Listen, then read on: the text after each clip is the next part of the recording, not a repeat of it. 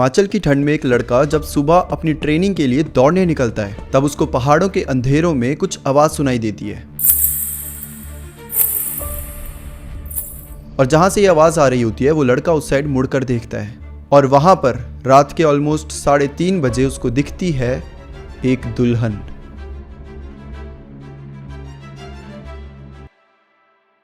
Hey guys what's up, तो क्या हाल चाल है आप सबके। आई होप कि जैसे भी हो बहुत सही हो। दोस्तों आज की जो कहानी है ये मुझसे किसी ने शेयर नहीं करी है। मैं अभी करीबन 2-3 हफ्ते पहले हिमाचल गया था और वहाँ पर मेरे जो भाई लोग हम सब जब जमावड़ा बना के बैठे हुए थे तब मेरे भाई ने एक ये जो कहानी है मुझे सुनाई थी। ये अभी हिमाचल में वर्ड ऑफ माउथ से धीरे धीरे फैल रही है। काफ़ी डरावनी कहानी और ऐसी कहानियाँ, मतलब मैंने इतनी सारी कहानियाँ सुनी है, मैंने इतनी सारी कहानियाँ सुनाई है, लेकिन ये एक कहानी थी जिसे सुनकर मेरे को भी घूसबम्स आ गए। मेरे को इतनी जल्दी आते नहीं है क्योंकि मैंने इतनी सारी सुन ली है, बट ये कहानी सुनकर मुझे भी आ गए थे एंड आई थॉट कि ये कहानी तो आपके साथ शेयर करना बनती है। So now let's start this video. Himachal की वादियाँ जन्नत से कम नहीं लगती।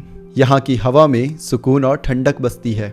बर्फ से ढके पहाड़, हरे भरे जंगल और नदियों की लहर, हर नज़ारा दिल को छू जाता है। यहाँ की सादगी, संस्कृति और मेहमान नवाजी हिमाचल को सच में देवभूमि बना देती है। लेकिन इसी देवभूमि में बसते हैं कुछ ऐसी कहानियाँ जो आप सुन लो तो आपके रोंगटे खड़े हो जाएं, रात भर नींद भी ना आए और शायद विश्वास करना एकदम इम्पॉसिबल सा लगे।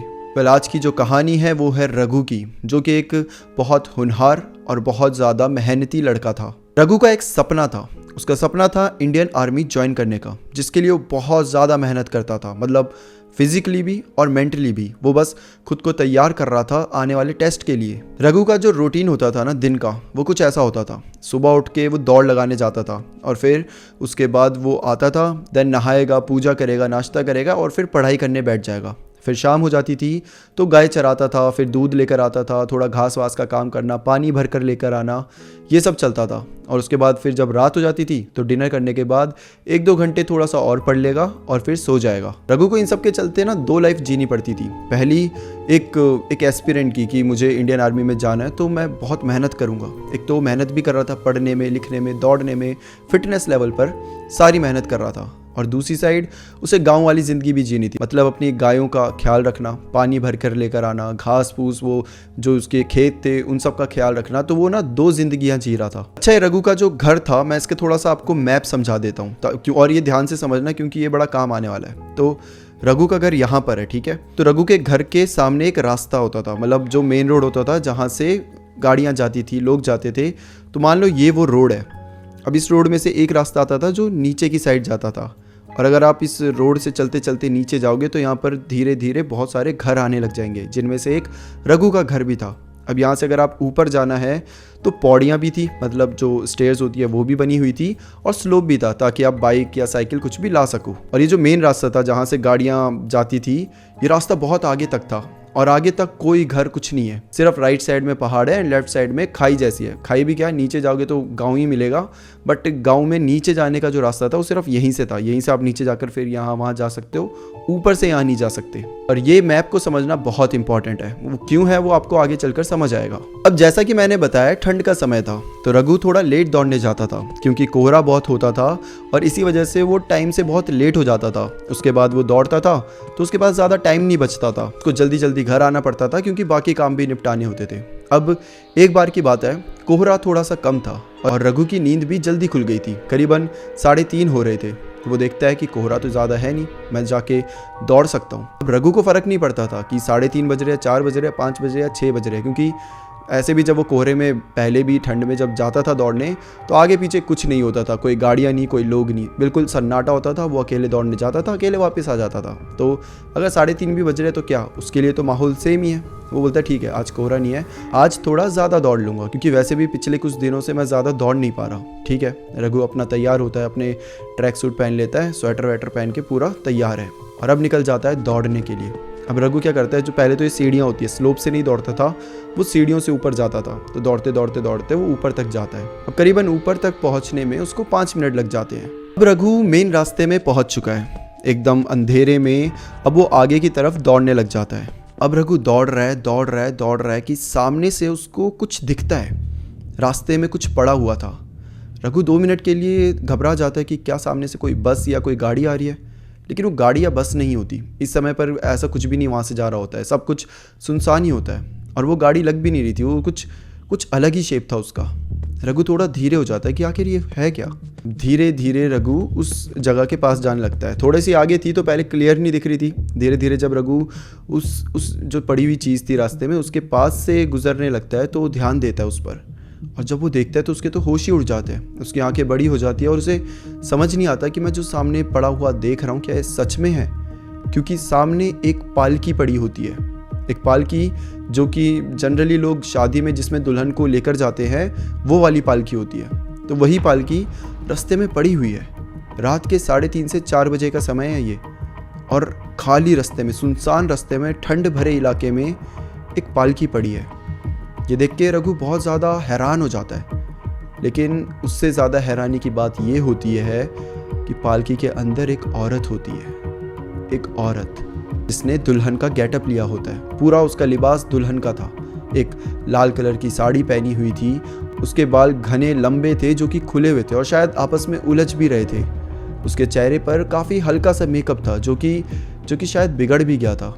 और उसकी आंखों में आईलाइनर लगा हुआ था जो कि बहुत ज़्यादा गहरा था, इतना गहरा कि 1 मिनट के लिए तो बहुत अजीब सा लगने लगा था। और सबसे ज़्यादा जो हैरानी की बात होती है वो होते हैं उसके होंठ।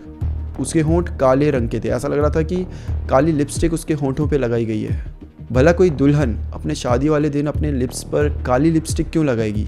रघु जब वो मंजर देखता है तो उसको बहुत ज़्यादा धक्का लगता है, क्योंकि पहली बात तो इतनी रात को कोई दुल्हन की पालकी हिमाचल में नहीं निकलती है, और दूसरी बात वहाँ कोई बारात वाले नहीं थे। पूरा रास्ता सुनसान था, सिर्फ एक पालकी पड़ी हुई थी और उसके अंदर एक दुल्हन। अब रघु ये देखकर वहाँ रुकता नहीं है। हिम्मत दिखाते हुए वो सब कुछ इग्नोर करके आगे बढ़ने लग जाता है, आगे दौड़ने लग जाता है। लेकिन पता है क्या होता है, जब रघु इस पालकी को क्रॉस करके ना आगे की साइड जा रहा था तो जो दुल्हन थी उसने अपना से सर निकाला। अब मान लो ये पालकी और रघु यहाँ से दौड़ता हुआ आ रहा है तो दुल्हन उसको लिटरली पीछे से दौड़ते हुए आते देखती है। रघु उसके सामने आता है, दुल्हन उसे देखती है, और जब रघु आगे चला भी जाता है ना तब भी दुल्हन उसे ऐसे सर निकाल के देख ही रही होती है। मतलब काइंड ऑफ दुल्हन उसको फॉलो कर रही थी, ना तो कुछ बोलती है ना हिलती है, कुछ भी नहीं, बस अपना सर निकाल कर रघु को ऐसे एंडिंग तक देखती रहती है। रघु को हल्का सा डर तो लग रहा था, बट अगर उसकी जगह कोई और होता ना तो उसके पसीने छूट गए होते, वो शायद बेहोश भी हो गया होता या फिर शायद वापस से दुम दबाकर अपने घर भाग जाता। लेकिन रघु ने ऐसा नहीं करा। रघु के अंदर बहुत हिम्मत थी और इसलिए शायद वो इंडियन आर्मी का एक बहुत बड़ा सोल्जर भी बनना चाहता था, क्योंकि उसके अंदर हिम्मत ही बहुत थी। वो ये सब देखने के बाद भी रुकता नहीं है, वो बस सीधा सीधा जाता है और दौड़ता रहता है। उसके दिमाग में ऑब्वियसली ये सब बातें चल रही थी तो हनुमान जी का पाठ करने लग जाता है। रघु बजरंगबली में बहुत मानता था तो वो बार बार बजरंगबली जी को याद कर रहा था, बीच बीच में आंखें बंद करके इमेजिन भी कर रहा था और बस सीधा दौड़े जा रहा था। फाइनली एक ऐसा पॉइंट आता है जहाँ पर रघु हमेशा एक पॉइंट बनाया हुआ था उसने, जिसे वो टच करके वापस अपने घर की तरफ आ जाता था। तो उस पॉइंट पे जाता है, उसे टच करता है और वापस अब घर के लिए दौड़ पड़ता है। रघु दौड़ रहा है, उसके दिमाग में है कि मैं वापस से एक ऐसी जगह पर आऊँगा जहाँ पर वो पालकी रखी हुई थी। क्या वो अभी भी रखी होगी, पता नहीं। क्या वो दुल्हन अभी भी उसके अंदर बैठी होगी, पता नहीं। अब जैसे जैसे वो वाला एरिया करीब आ रहा था, रघु की दिल की धड़कनें बढ़ रही थी। अब ये भागने की वजह से बढ़ रही थी या फिर डर की वजह से, नोबडी नोज़। रघु भागता गया और आगे जब पहुंचता है वो देखता है कि वो पालकी अभी भी रखी हुई थी। और सबसे अजीब बात, उस पालकी के अंदर जो दुल्हन बैठी हुई थी वो अभी भी सर निकालकर रघु को देख रही थी, जैसे कि मानो वो उसी का वेट कर रही हो, जैसे कि मानो वो वहाँ बैठी ही उसके लिए हो। और जब रघु आता है तो उसे बहुत ध्यान से ऐसे देखती है। रघु अपनी स्पीड बढ़ा लेता है, बहुत स्पीड से वो इस पालकी को क्रॉस करके जाता है। अब घर भी पास ही था, करीबन 5-10 मिनट की दूरी में था। तो रघु बोलता है ठीक है, अब कुछ भी हो जाए रुकना नहीं, अब सीधा घर में ही रुकूंगा। रघु बेहद स्पीड से सामने से गुजर जाता है और तब भी वो जो दुल्हन थी ना ऐसे उसे देखती ही जा रही थी। कैन यू इवन इमेजिन कि ये पूरा मंजर कितना डरावना था। उस दुल्हन के कोई एक्सप्रेशन भी चेंज नहीं हुए, ना वो गुस्से में थी ना वो खुश थी, कुछ नहीं, बस वो देखे जा रही है।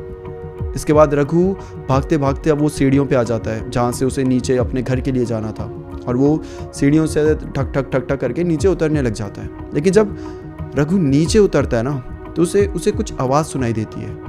ये आवाज़ कुछ पायल जैसी थी, छन छन छन की, लेकिन मतलब पायल की जो आवाज़ होती है बड़ी धीरे से आती है ना, बड़ी स्मूथली लो वॉल्यूम में आती है, बट ये बहुत ज़ोर से आ जाए धम धम धम करके, लेकिन पायल की आवाज़ में। अब रघु इस आवाज़ से इतना परेशान हो जाता है कि वो अचानक से रुक जाता है, सीढ़ियों के ऊपर रुक जाता है, और पीछे जो आवाज़ थी वो भी एकदम से रुक जाती है। और रघु पीछे मुड़कर देखता है। जब वो पीछे मुड़कर देखता है तो देखता है कि उसके पीछे उन सीढ़ियों के ऊपर वो पालकी थी। वो एक्चुअली इतनी बड़ी पालकी जिसे किसी ने उठाया भी नहीं है, वो सीढ़ियों के ऊपर थी। और वो जो आवाज़ थी वो उस पालकी की थी, धम धम। उस पालकी में बहुत छोटे छोटे ऐसे पायल के जो वो घुंघरू टाइप होते हैं वो लगे हुए थे, उसी की वो आवाज़ आ रही थी। और वो पालकी धीरे धीरे करके आगे भी बढ़ रही थी, बहुत धीमी स्पीड में। रघु खड़ा है और ऐसा लग रहा है कि वो पालकी धीरे धीरे रघु के पास आ रही है। पहली बार रघु को डर का एहसास हुआ। अभी तक उसने फिर भी खुद को कंट्रोल करके रखा था, बट अब वो पहली बार एकदम से उसकी दिल की धड़कन इतनी तेज़ होती है, उसकी सांसें अटक जाती है। रघु मुड़ता है और फुल स्पीड से भागता है, इतनी तेज़ जितना शायद वो अभी तक कभी भागा भी ना हो। और वो सीधा भागते भागते अपने घर के अंदर घुसता है, सीधा अपने रूम के अंदर चला जाता है। अपने रूम में उसने हनुमान जी की एक मूर्ति रखी होती है, मूर्ति के सामने जाकर प्रणाम करता है, हनुमान जी का जाप करता है, और उसके बाद सीधा अपने बेड के अंदर जाकर रजाई पूरी ऐसे ओढ़ लेता है। रघु को पता भी नहीं चलता कि कब उसे नींद भी आ जाती है। जब रघु की आंखें खुलती है तब सुबह हो गई होती है, लेकिन रघु को ऐसा लग रहा था जैसे कि उसे आग के ऊपर लेटा दिया है, क्योंकि रघु का जो शरीर था वो बहुत बहुत तेज़ी से तप रहा था। सब लोग आके देखते हैं तो देखते हैं कि रघु को बहुत तेज़ बुखार होता है। जल्दबाजी में रघु को डॉक्टर के पास ले जाया जाता है। डॉक्टर रघु को थर्मामीटर देते हैं तो देखते हैं कि बुखार करीबन 103-104 डिग्री तक चला गया है। डॉक्टर उसे बहुत सारी दवाइयाँ भी देते हैं और रघु दवाइयाँ लेता भी है, उसका कोर्स चल रहा होता है। 3 से 4 दिन भी हो जाते हैं, लेकिन बुखार नीचे ही नहीं आता। और नीचे आना तो छोड़ो, रघु का जो वेट होता है ना वो भी धीरे धीरे बहुत घटने लग जाता है। किसी को समझ नहीं आ रहा था हो क्या रहा है। इसके बाद गांव में हम क्या करते हैं ना, हम बड़े सिंपल हो गए। हम पहले तो डॉक्टर के पास जाते हैं, लेकिन जब कुछ काम नहीं होता ना तो हम सीधा अपने देव के पास जाते हैं, और कभी कभी तो डॉक्टर से पहले हम देव के पास जाते हैं। तो रघु के घर वाले भी ऐसा करते हैं। वो बोलते हैं ठीक है कोई बात नहीं, हम अपने बेटे को देव के पास लेकर जाएंगे। और ये फिर अपने देव के पास रघु को ले जाते हैं, जहाँ पर जो गुर होते हैं वो रघु को एक मौली बांधते हैं और कुछ चावल देते हैं खाने के लिए। जिसके बाद रघु जब वापस आता है तो पहली बार उसे थोड़ा सा रिलैक्स्ड फील होता है, थोड़ा अच्छा फील होता है। कभी कभी क्या होता है ना, मतलब मैं ये नहीं कह रहा कि ऐसा नहीं होता, लेकिन कभी कभी क्या होता है हमारे अंदर बहुत सारे डाउट्स होते हैं, हमारे अंदर बहुत सारा डर होता है। और जब हम देव के पास जाते हैं, मंदिर जाते हैं ना, तो मेंटली हमें बहुत रिलैक्स फील होता है। चाहे कुछ भी ना बदला हो ज़िंदगी में, बट हमें ऐसा लगता है कि अब हम यहाँ पर हुआ है तो अब तो सब कुछ ठीक हो ही जाएगा। सेम ऐसा रघु के साथ भी होता है, और धीरे धीरे रघु ठीक भी होने लग जाता है। एक समय आता है जब वो बिल्कुल रिकवर कर लेता है। अच्छा, यहाँ पर रघु ने अपने घर वालों को ये जो पूरा इंसिडेंट हुआ था पालकी और ये दुल्हन वाला, वो कुछ नहीं बताया था, क्योंकि रघु जानता था अगर मैं घर वालों के सब चीज़ें बता दूंगा तो घर वाले मेरा सुबह दौड़ना बंद कर देंगे। और रघु को कैसे भी करके दौड़ने तो जाना था। इसके बाद जब रिकवर होता है रघु फिर से सुबह के टाइम में ही दौड़ने जाता था, जब पूरा सुनसान पड़ा होता था, अंधेरा होता था, पूरा अकेलापन होता था, तब भी रघु दौड़ने जाता था। मतलब आप समझ रहे हो वो कितना हिम्मत वाला है और कितना डेडिकेटेड है टुवर्ड्स हिज गोल। अब ऐसे करते करते करीबन 6-7 महीने बीत जाते हैं, और फिर रघु और उसके घर वाले एक बार वैष्णो देवी माता के मंदिर गए होते हैं। और वहाँ पर जो गुरु होते हैं वो रघु की पूरी बातें उसके घर वालों को बताते हैं। लाइक तेरे साथ ऐसा हुआ था, तू वहाँ गया था, तेरे को ऐसा ऐसा दिखा था, ये सब चीज़ें बताते हैं। और रघु भी बोलता है कि हाँ ऐसा हुआ था। और घर वाले दूसरी साइड अपना माथा पकड़ के बैठे हैं कि हमारा बेटा कितना बेवकूफ़ इंसान है, मतलब पढ़ाई में बहुत तगड़ा है, बहुत तेज़ है, लेकिन हमें इसने कुछ भी बताया ही नहीं ये सारी चीज़ें। और उसके बाद भी ये वहाँ से दौड़ता जा रहा है, वहाँ से रोज़ दौड़ने जा रहा है, तो मतलब क्या बोले इसको। अब घर वाले भी कुछ नहीं बोल सकते, क्योंकि इस समय पर रघु की ज्वाइनिंग हो चुकी थी, उसकी आर्मी में एक अच्छी पोस्ट पर ज्वाइनिंग हो गई थी। लेकिन जब गुरु ये सब बताते हैं रघु को, उसके पेरेंट्स को, तो आगे पीछे जो और भी लोग बैठे होते हैं मंदिर में, उन्होंने भी ये कहानी सुनी। जिसके बाद ये कहानी धीरे धीरे पूरे उस एरिया में फैलने लग गई। और जो वहाँ पर बैठा हुआ था उनमें से एक था मेरा भाई, जिसने बाद में ये कहानी मुझे सुनाई। मतलब हम सब भाई लोग बैठे हुए थे और वो मुझे पूरी कहानी सुनाता है। और पता है सबसे डरावनी बात क्या थी, कि अगले 2 दिन बाद मुझे उसी रास्ते से जाना था, वो भी रात को। मुझे मंडी से जोगिंदर नगर जाना था, और वो जो रास्ता था वो बीच में पड़ता था, तो मुझे उसी रास्ते को क्रॉस करके जाना था। और ऐसी रात नहीं, मतलब ऐसा नहीं कि 1-2 बजे, बट 7-8 बजे जाना था। और गांव में 7-8 बजे पूरा अंधेरा हो जाता है, तो आपको पता भी नहीं चलेगा कि 8 बज रहे हैं या फिर 12 बज रहे हैं। हाँ, तो फिर वहाँ से ऑल्दो मैं शायद उस रास्ते से नहीं गया था क्योंकि अभी कंस्ट्रक्शन चल रहा है, कुछ 4 लेन का काम चल रहा है, तो अलग अलग रास्ते निकाल दिया। तो शायद मतलब मैं भी थोड़ा कन्फ्यूज़ हूँ कि रात के टाइम में इतना ध्यान दिया नहीं मैंने, तो शायद हम दूसरे रास्ते से गए थे। बट या और ये थी कहानी एक ऐसी दुल्हन की जिसकी कोई हिस्ट्री किसी को नहीं पता, किसी को नहीं पता क्या मतलब वो दिखी तो पहली बार रघु को है, लेकिन उसके बाद किसी को दिखी होगी या उससे पहले भी किसी को दिखी होगी शायद, तो उसके बारे में कोई हमें इन्फॉर्मेशन नहीं मिली है। मुझे पता है मेरी हिमाचल से काफ़ी ज़्यादा ऑडियंस है, तो अगर आपके पास इससे रिलेटेड कोई मतलब आगे पीछे की कहानी होगी तो ज़रूर आप कमेंट में शेयर कर सकते हो। बट ये एक ऐसी कहानी थी जो कि काफ़ी यूनिक और काफ़ी डरा देने वाली कहानी थी। अब आपको इस कहानी को सुनकर कैसा लगा आप प्लीज़ कमेंट सेक्शन में बता सकते हो। हर एक चीज़ मैं आपको बताना चाहता हूँ कि मैं आपके लिए कुछ स्पेशल लेकर आ रहा हूँ। 400 के स्पेशल नहीं है, मतलब वो तो है ही, वो तो सबको ही पता है कि हम 300 के 400 के 500 के में क्या करते हैं, बट कुछ और भी है। और क्या है उसके अनाउंसमेंट मैं जल्दी करूँगा, तो गेट रेडी, क्योंकि अब जो आने वाला है ना वो बहुत ज़्यादा फन होने वाला है। मतलब तुम सबको तो बहुत मज़े आने वाले हैं, मेरी थोड़ी सी लगने वाली है, मेरी इनफैक्ट थोड़ी नहीं बहुत ज़्यादा लगने वाली है, लेकिन आप सबको मज़ा आएगा। और अगर थोड़ी और अपडेट्स चाहिए तो नीचे मेरा इंस्टाग्राम हैंडल है, आप यहाँ पर आकर देख सकते हो, क्योंकि इंस्टाग्राम में मैं थोड़ा टाइम टू टाइम अपडेट देता रहता हूँ। So that's it for today दोस्तों, फिर मिलते हैं किसी और टॉपिक के साथ। तब तक के लिए bye bye and take care.